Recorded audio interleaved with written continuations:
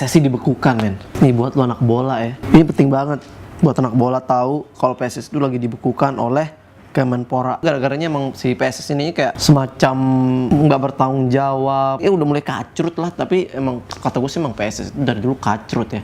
Beberapa tahun terakhir lah, korup segala macem. Pertama dari penyelenggaranya ditunda, terus udah si ISL apa segala macam itu diganti namanya jadi KNPB apalah itu pokoknya. Terus mungkin Kemenporanya ini muak kali ya sama PSSI, akhirnya dibekukan. Jadi udah resmi dibekukan kemarin kalau nggak salah hari Minggu ya, hari Sabtu gitu oleh si Menporanya itu Pak Imam Nahrawi. Ya intinya adalah si PSSI ini udah terbukti lah mengabaikan dan tidak memenuhi kebijakan pemerintah lah. Ya pokoknya dia udah nggak melakukan tugasnya sebagai PSSI gitu, sebagai lembaga tertinggi persepak bolaan Indonesia ya. Ya wajar lah kalau emang dia dibekukan ya. Dan gue setuju sebenarnya sama Kemenpora, emang orang-orang PS ini emang harus dikasih pelajaran ya. Jadi emang ini adalah buntut dari ini ya, kebijakan PSSI yang tidak mengakui hasil rekomendasi BOPI untuk tidak meloloskan Arema Kronos dan Persebaya Surabaya. Persebaya paling nyupport banget, paling seneng banget ini kayaknya PSSI dibekukannya, gara-gara emang kemarin kan bermasalah ya si Persebayanya itu sama Arema Kronos kan, katanya emang nggak mau dilolosin ya. Gue nggak tahu karena apa gitu,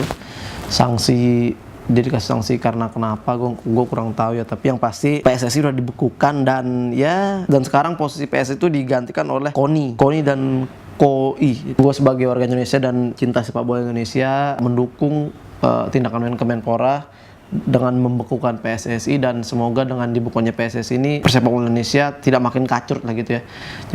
Jadi justru bisa semakin bagus dan ya kita bisa mengembalikan prestasi-prestasi persepak bola Indonesia yang dulu pernah inilah. Dan ya itu, semoga Indonesia secepatnya lolos World Cup ya. Hidup sepak bola Indonesia.